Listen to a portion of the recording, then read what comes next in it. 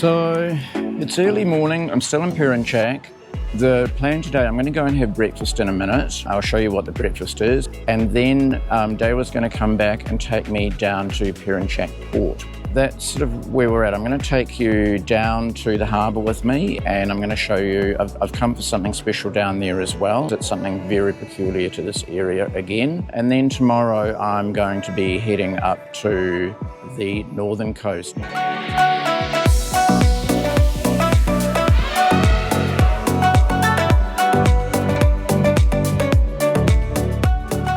So we're all good to go? Yeah. Okay.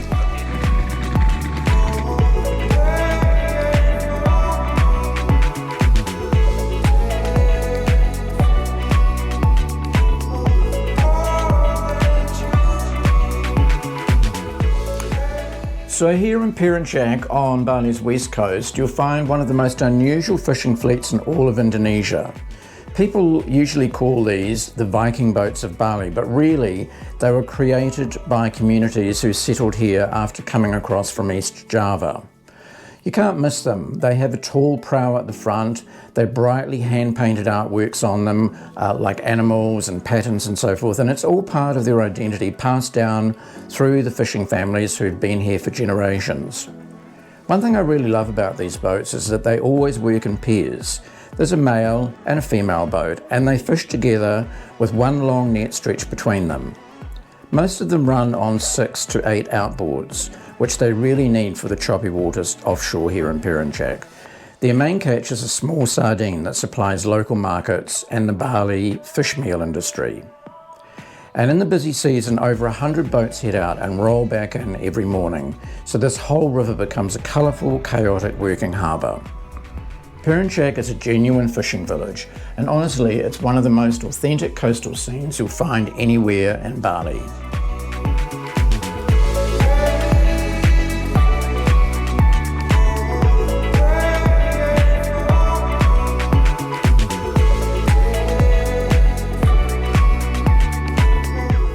You come to Bali, come to Jembrana, you can call me. Bye. Thanks, Dewa.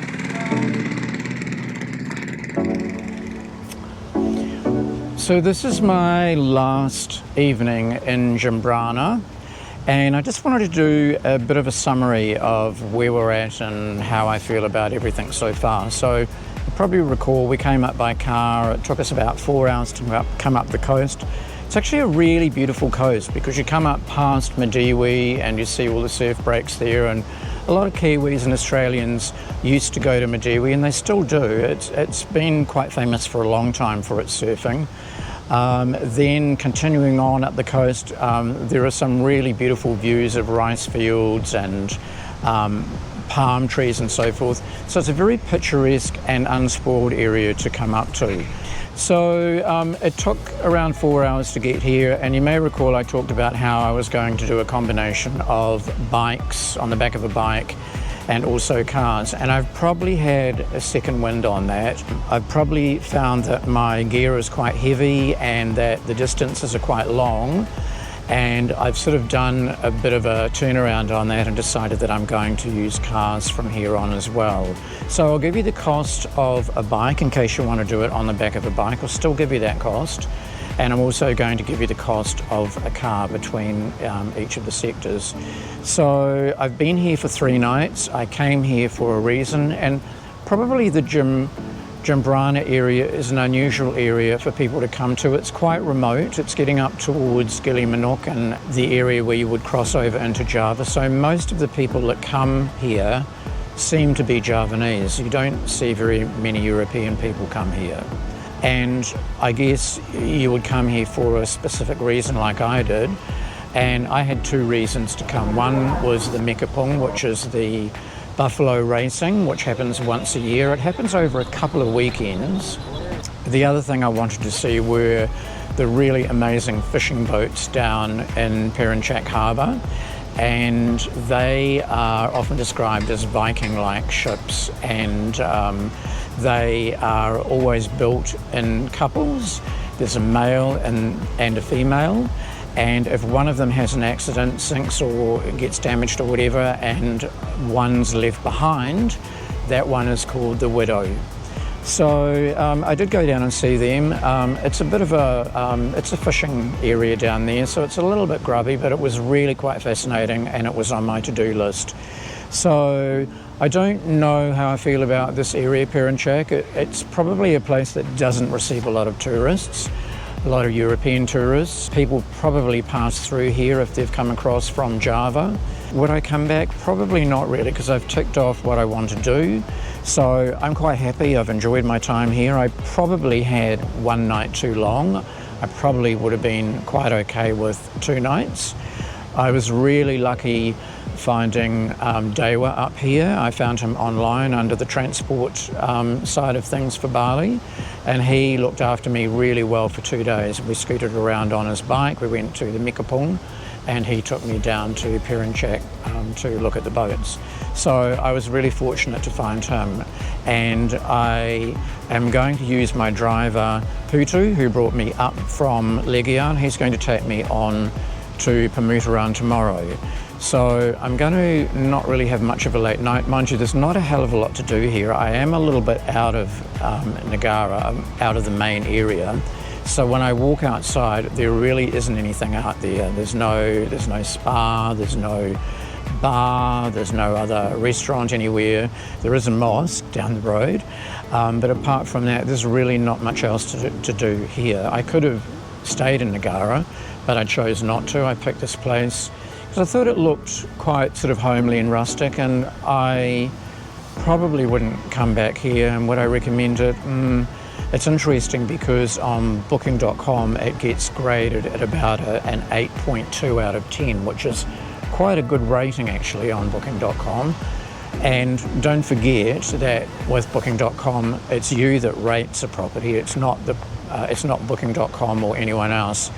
You and I rate it. When we leave, we're asked to complete a form and basically rate the service, the cleanliness and everything else. So I generally try and get properties that are an 8-star upwards. As I say, this did fit into the 8-star area, but I think it's a little bit overrated. I found it a little bit, probably the nicest way to say it is a little bit unloved. It's a pretty property. It has about 10 rooms, and I think only 5 of them are actually operating. The other 5 seem to be possibly never used. They seem to be slightly mothballed and not cared for very much. But I would think up here, tourism, hospitality and tourism and running a property like this is quite hard, because I don't think there would be many people that come through the door. And if they do, it's probably a certain period, probably that June, July, August high season period. I think it's an area that it would be hard to be in hospitality. It's an area that's a little bit remote, and I love that about it. Sometimes when you're in a tropical area like Bali, it's very easy to get lethargic if you let it get to you. You can get quite lethargic and not worry about things. And I always remember a menu when I was in Ubud many years ago at a little warung there. I can't remember the name of it actually, but down towards the bridge across the river there. And there was this big long piece about Bali, but at the end it said, "There is always tomorrow."